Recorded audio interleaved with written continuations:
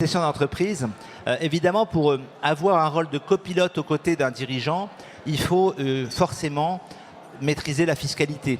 Si ce n'est être un expert. Hein. L'expert, c'est le fiscaliste indépendant qui va vous écrire que votre fiscalité va être traitée de telle façon, de telle façon. Il ne faut pas se tromper.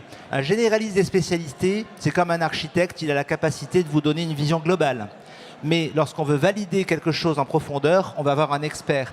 Et notre rôle à nous, c'est bien de donner la vision globale sur la fiscalité. Je préfère le dire tout de suite parce que la fiscalité, c'est un domaine, si on veut engager sa responsabilité, où il faut avoir un statut particulier que nous n'avons pas. Voilà, ça c'était pour le préalable. Donc à partir du 1er janvier 2008, on va s'occuper que des cessions d'entreprises, de sociétés à l'IS. Les entreprises individuelles, ça demanderait beaucoup trop de temps, hein, parce que c'est beaucoup plus large. Société à l'IS, il y a le PFU, le prélèvement forfaitaire unique depuis le 1er janvier, globalement, sur la plus-value réalisée, on paie 30%. C'est assez simple, vous voyez, à retenir.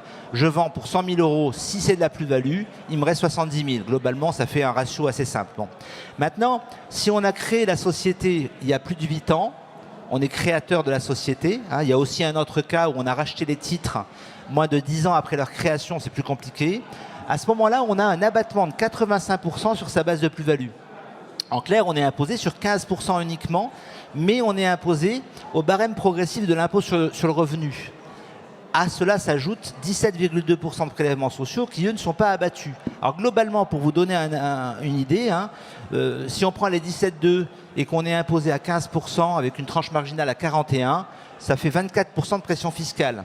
Donc 30%, c'est le droit commun, 24%, c'est le meilleur à aller chercher, à condition vraiment d'être encadré.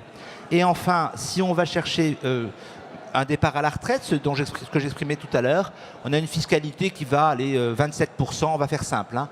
Donc vous voyez, 30%, c'est ce qu'il faut payer au pire, entre guillemets, et 24% au mieux.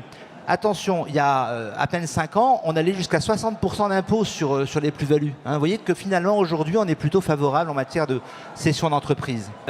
Il faut toujours aller chercher l'origine des titres. Qu'est-ce qui s'est passé à l'origine? Qu'est-ce qui s'est passé dans l'histoire des titres? Et où est-ce qu'on va après? Par exemple, liquidation des retraites, pour être capable de dire, voilà la meilleure fiscalité pour vous. Et ça, c'est vraiment l'expérience de votre conseil qui va faire qu'il va vous poser les bonnes questions ou pas.